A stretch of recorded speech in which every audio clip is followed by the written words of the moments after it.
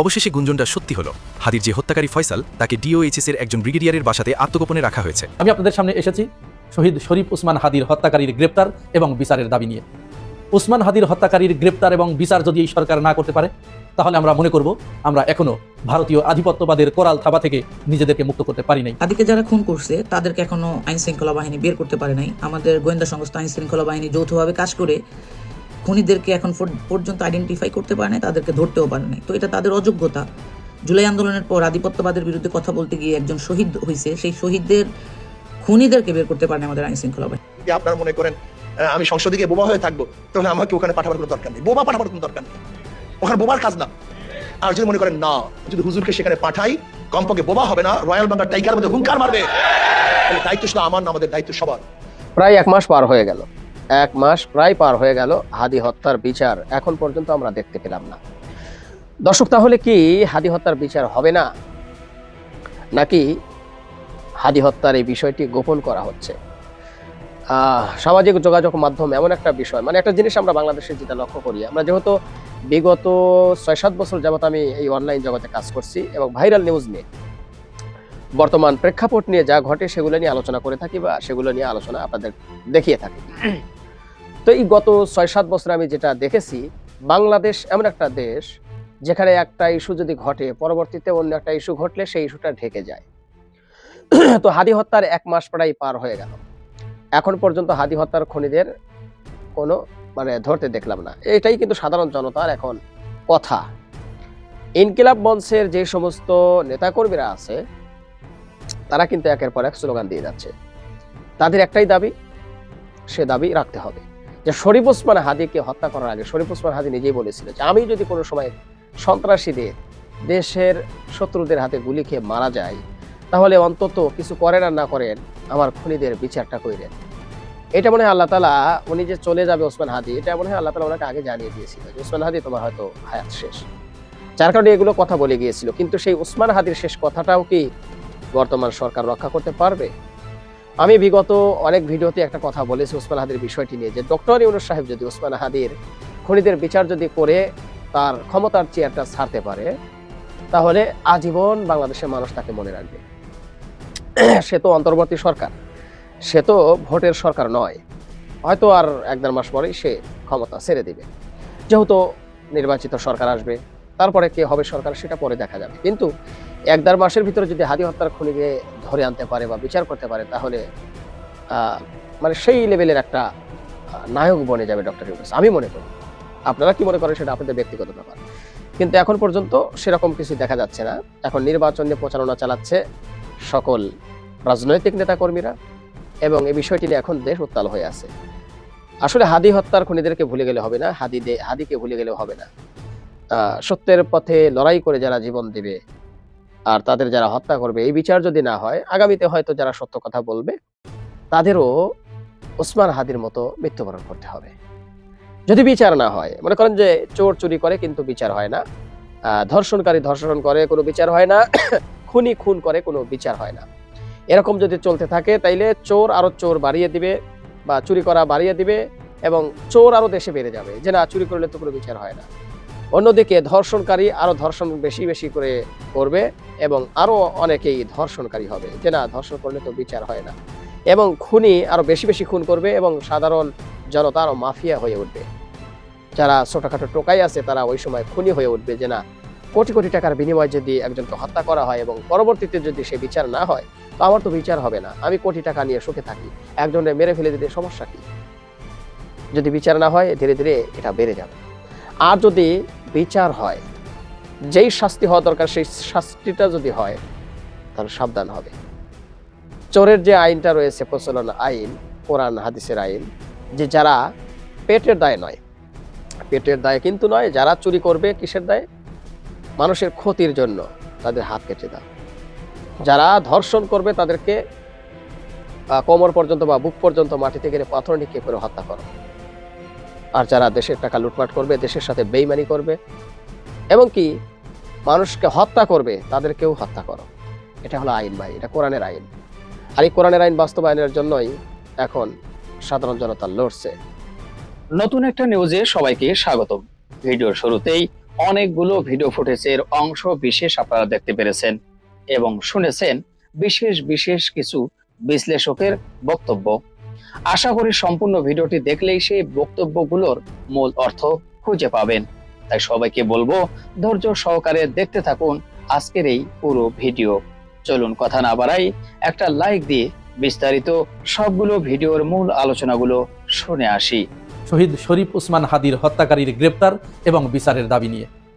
ওসমান হাদির হত্যাকারীর গ্রেপ্তার এবং বিচার যদি এই সরকার না করতে পারে, তাহলে আমরা মনে করব আমরা এখনো ভারতীয় আধিপত্যবাদের কোরাল থাবা থেকে নিজেদেরকে মুক্ত করতে পারি নাই।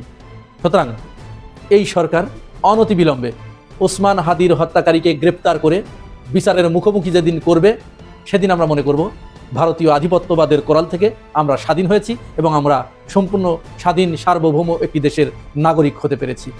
সো আসুন আমরা সকলেই আওয়াজ তুলি, we want justice, justice for Osman Hadi, we are Hadi, ইনকিলাব জিন্দাবাদ।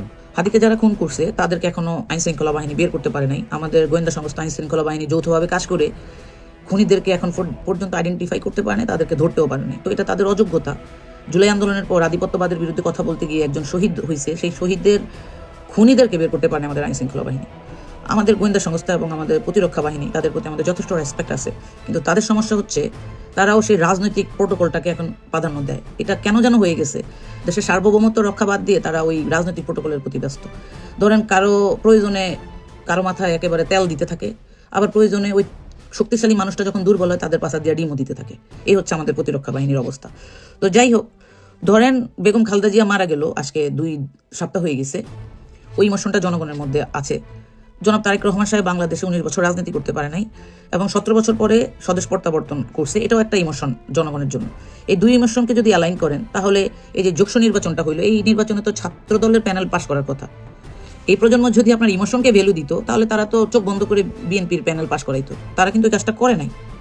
তারা দেখছে জুলাই আন্দোলনের পরে আসলে ক্যাম্পাস কারা নিয়ন্ত্রণ করার যোগ্যতা রাখে, ছাত্রদের প্রতিনিধি হিসেবে কারা কাজ করতে পারে, তাদের প্যানেলকে তারা জয়যুক্ত করছে। ইমোশন তাদের কাছে ভ্যালু করে না, তারা ভ্যালিডেশন করে হচ্ছে যোগ্যতা, নেতৃত্ব দেওয়ার মানে ক্ষমতা। এটা আপনারা মাথায় রাখেন।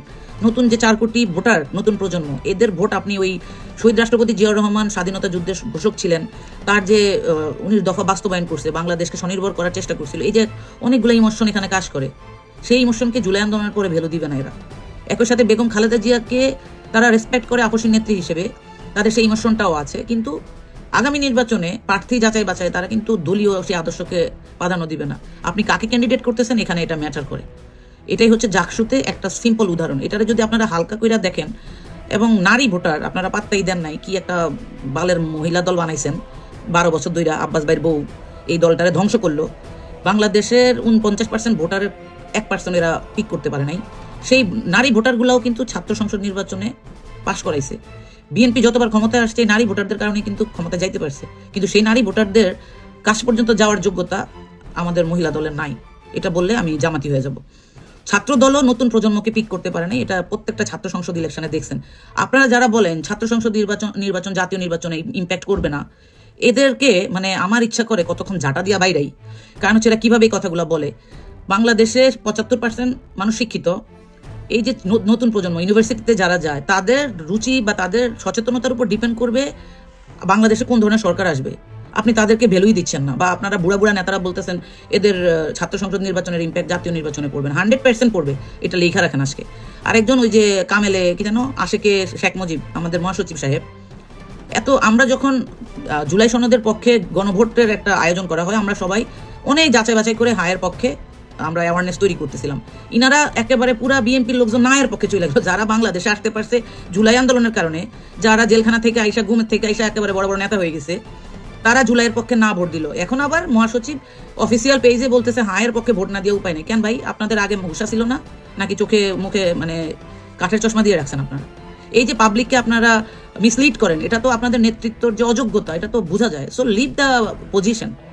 আরেকটা জিনিস হচ্ছে মহিলা ভোট তো বললাম গেছে, এবার প্রার্থী বিএনপি সর্বকালের সর্বব্যর্থ নমিনেশন এবার দিছে অনেকগুলা অঞ্চলে, যেখানে কর্মীদের সাথে সম্পৃক্ততা নাই, জনগণের সাথে সম্পৃক্ততা, এটারও ইম্প্যাক্ট পড়বে এবং এই ইম্প্যাক্ট পড়ার যথেষ্ট কারণ সামনে আমরা দেখব।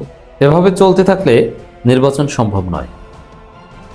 নির্বাচন নিয়ে, নির্বাচনের লেভেল প্লেইং ফিল্ড নিয়ে চরমনায়ের ভূমিকা সময়োপযোগী, স্মার্ট এবং অসাধারণ। দর্শক, শায়েখে চরমনায় জনাব মুফতি ফয়জুল করিম তিনি বলেছেন, সুষ্ঠু নির্বাচন করার মতো লেভেল প্লেইং ফিল্ড নেই। এখন নির্বাচনের আগ মুহূর্তে এসে যদি বাংলাদেশে তৃতীয় গুরুত্বপূর্ণ দলের প্রধান, দ্বিতীয় প্রধান বা নির্বাচনী রাজনীতিতে যারা আছেন তাদের মধ্যে একদম প্রধান, কারণ রেজাউল করিম সাহেব নির্বাচনী রাজনীতি নেই, তাই ফয়জুল করিম বলছেন যে সুষ্ঠু নির্বাচন করার মতো লেভেল প্লেইং ফিল্ড নাই। কারণ লেভেল প্লেইং ফিল্ড যদি না থাকে, সুষ্ঠু নির্বাচন যদি না হয়, তাহলে সেই নির্বাচন কি হবে? তা আমার তো মনে হয় না যে সেই নির্বাচন সম্ভব। It's very alarming. দেখেন, জনাব মুফতি ফয়জুল করিমের বিরুদ্ধে আমাদের অনেক সমালোচনা আছে এবং থাকবে, এটা জামাতেরও অনেকের বিরুদ্ধে আমাদের সমালোচনা আছে এবং থাকবে, কিন্তু জাতীয় রাজনীতিতে ফয়জুল করিম সাহেব ভেরি ইম্পর্টেন্ট পার্সোনালিটি। তার বক্তব্যের তাৎপর্য রয়েছে। তিনি বিড়ালের গলায় ঘণ্টা বাঁধতে পারেন এবং বেঁধেছেন, যেমন তারেক রহমান চান্দাবাজ 10% বা এই যে বিষয়গুলো, এগুলো রাজনৈতিক দলের পক্ষ থেকে ইনিশিয়েট করেছেন শায়েখে চরমনায়। চাঁদা তুলে পল্টনে, ভাগ যায় লন্ডনে। বিএনপি হচ্ছে শাস্ত্রা চাঁদাবাজ, এইসব কালোজয়ী মন্তব্য করেছেন জনাব মুফতি ফয়জুল করিম। তারপরে অনেকে বলা শুরু করেছে। অতএব তিনি জাতীয় রাজনীতির অনেক ট্রেন্ড তৈরিতেও ভূমিকা রাখছেন জনাব মুফতি ফয়জুল করিম। এখন তিনি বলছেন তিনি নির্বাচন করবেন, তিনি বলছেন সুষ্ঠু নির্বাচন করার মতো লেভেল প্লেইং ফিল্ড নেই। তাহলে কি নির্বাচন সম্ভব? এরকম চলতে থাকলে কি আদৌ নির্বাচন সম্ভব? আর একটা কথা আমি বলেছি যে নির্বাচন মানে সুষ্ঠু নির্বাচন। অসুষ্ঠু নির্বাচন কোনো নির্বাচন নয়। নির্বাচন হলে সুষ্ঠুই হতে হবে, নইলে নির্বাচনই হবে না, হতে দিবে না। যখন জামাত, এনসিপি চরমনায় দেখবে যে তাদের চোখের সামনে ভোট চুরি করে নিয়ে যাবে বিএনপি, তার আঙ্গুল চুষবে। একটা বিষয় আমি বারবার বলি, দেখেন, প্রথম কথা হচ্ছে যে এটা নতুন বাংলাদেশ। এই বাংলাদেশে কারচুপি নির্বাচন করা সম্ভব নয়। আর করতে পারলেও নির্বাচন কোন রকম হয়ে গেলে ওইটি নির্বাচন, আর এর মাধ্যমেই যাদেরকে জিতিয়ে দেওয়া হয়েছে বা কারচুপি করে জিতেছে তারাই সরকার গঠন করবে। এটা আপনি মনে করেন কেন? এটা কি হাসিনা ক্ষমতায়? যে হাসিনা নিজেই ক্ষমতায়, নিজেই নির্বাচন দিয়েছে। অতএব ভোট যেমনই হোক না কেন ওটা দেখার বিষয় নয়। আপনি অভিযোগ 1,00,000 কোটি আনেন, সময় মতো শপথ নিয়ে সে সরকার গঠন করে ফেলবে। অতএব এটা তো হাসিনার আমল নয়। আপনি কেন মনে করছেন সাপোজ লেভেল প্লেইং ফিল্ড নিশ্চিত করা গেল না, ভোটের দিন সকাল থেকে বিএনপি কেন্দ্র দখল করে ভোট চুরি করা শুরু করলো, তাকিয়ে তারা জিতে গেল। এখন জেতার পর জামাত, এনসিপি ঘুমাবে আর বিএনপি সরকার গঠন করবে, আর ইউনূস সরকার তাদের হাতে সুরসুর করে ক্ষমতা দিয়ে দিবে। এত সহজ কেন মনে করছেন? না, চিত্র এটা না। চিত্র হচ্ছে শায়েখে চরমনায় যেটা বলছেন এইটাই, যে সুষ্ঠু নির্বাচন করার মতো লেভেল প্লেইং ফিল্ড নাই। মানে লেভেল প্লেইং ফিল্ড নিশ্চিত না হলে নির্বাচন হবে না। আর বাইচান্স যদি নির্বাচন হয়ে যায়, নির্বাচন যদি অনিয়ম থাকে, ওই নির্বাচন বাতিল করাতে বাধ্য করবে এনসিপি, চরমনাই, জামাত। নির্বাচন সুষ্ঠু না হলে সেই নির্বাচন বাতিল করার দাবি জামাতের আগে থেকেই আছে, এবং বাতিল করাতে যা করা লাগে সেই প্রস্তুতি জামাতের থাকবে, এনসিপির থাকবে, চরমনাই বা ইসলামী আন্দোলন বাংলাদেশে আছে এবং থাকবে। শায়েখে চরমনায়ের বক্তব্য সেই দৃশ্যের ইঙ্গিত, যে বিষয় এত সহজ নয় যে আপনারা যেরকম ইচ্ছে সেরকম করবেন। না, সমাধান করতে হবে। সুষ্ঠু নির্বাচনই একমাত্র পথ।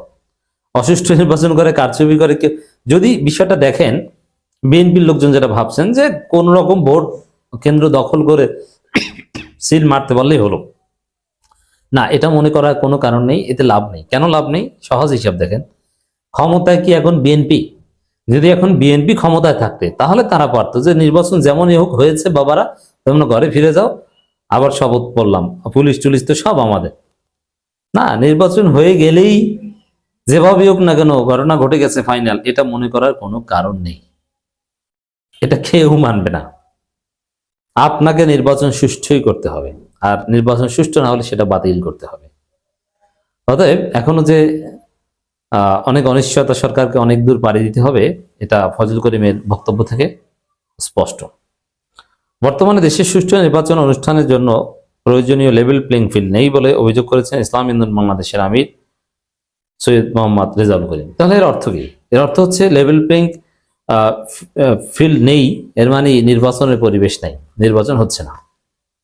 নির্বাচন যদি করতে হয় ইউনুসকে লেভেল প্লেইং ফিল্ড নিশ্চিত করতে হবে, আর নিশ্চিত না করতে পেরেও যদি নির্বাচন হয় আর যদি কারচুপি ওটা বাতিল করতে হবে, কেউ ঠেকাতে পারবে না। আর অতীতে আপনারা যেটা দেখেছেন, নির্বাচন হয়েছে, হারু পার্টি পালিয়েছে সন্ধ্যার পর থেকেই, কিন্তু এবার আর এটা হবে না। জনগণ সাথে সাথে ঘুরে দাঁড়াবে এবং নির্বাচনের বিরুদ্ধে লক্ষ লক্ষ জনগণ, নির্বাচন কারচুপি নির্বাচন বাতিলের দাবিতে লক্ষ লক্ষ জনগণ ঢাকার রাজপথ মুহূর্তে অবরোধ করে ফেলবে। এবং যেহেতু ক্ষমতায় ইউনুস, ক্ষমতায় বিএনপি না, বিএনপি চাইলেও এই জনগণকে ডিসপার্স করার মতো কোনো সিদ্ধান্ত নিতে পারবে না। ইউনুস ক্ষমতায়, ইউনুসকে বাধ্য করা যে এনসিপি জামাত চরমনের পক্ষে কতটা সহজ এটা আপনারা জানেন।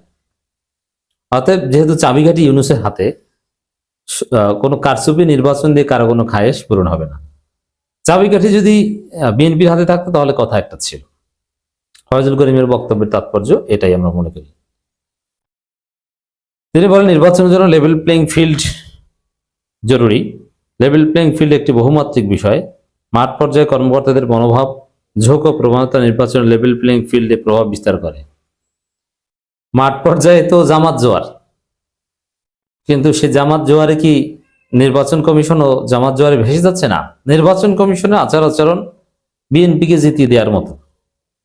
তারা মনে করছে জামাত ক্ষমতা আসবে, কিন্তু জোয়ার হচ্ছে তারা মনে করছে বিএনপি ক্ষমতা আসবে, নির্বাচন কমিশনের অফিসাররা, প্রশাসনের লোকজন। কিন্তু জনতার জোয়ার বলে যে ক্ষমতা আসবে জামাত।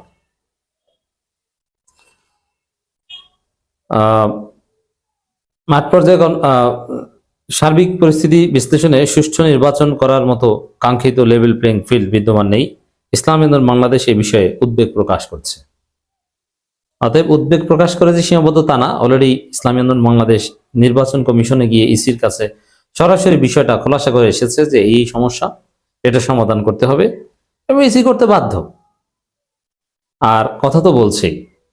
সৈয়দ বলেন ওসমান হাদির হত্যাকারীদের এখনো গ্রেপ্তার করতে না পারায় জনমনে আস্থা ফিরছে না। অবৈধ অস্ত্র উদ্ধারে আইনশৃঙ্খলা বাহিনী তৎপরতা আশাবাদ। এই অবৈধ অস্ত্র হচ্ছে বিএনপির অন্যতম শক্তি। আর জামাতের যে 3 তারিখের মহাসমাবেশ হওয়ার কথা ছিল, সেটা ছিল অবৈধ অস্ত্র উদ্ধারের প্রতিবাদে। অতএব দর্শক, এই অবৈধ অস্ত্র নিয়েও তো বিএনপি বেকায়দা পড়বে, কারণ চরমোনাই জামাত এনসিপি অবৈধ অস্ত্র উদ্ধারে ইউনূস সরকারকে বাধ্য করবে। অতএব বিএনপি অবৈধ অস্ত্র দিয়ে কিচ্ছু করতে পারবে না, কোনো অবৈধ অস্ত্র দিয়ে কোনো ভোট কেন্দ্র দখল করতে পারবে না। অবৈধ অস্ত্র পিছন থেকে জনগণ ঢুকিয়ে দেবে। দর্শক, আশা করি সবগুলো ভিডিও দেখেছেন এবং বিস্তারিত আলোচনা শুনেছেন। তো প্রত্যেকটি বিশ্লেষকদের বিশ্লেষণ শোনার পরে কি জানলেন, কি বুঝলেন, আপনাদের মূল্যবান মতামতটা ভিডিওর কমেন্ট বক্সে জানিয়ে দিন। পারলে ভিডিওটি শেয়ার করুন, আর আমাদের এই চ্যানেলে নতুন হলে সাবস্ক্রাইব করুন। যারা করেছেন ধন্যবাদ। ভালো থাকবেন। পরবর্তী নিউজ নিয়ে হাজির হবো। আজকের মতো এ পর্যন্তই। আল্লাহ হাফেজ।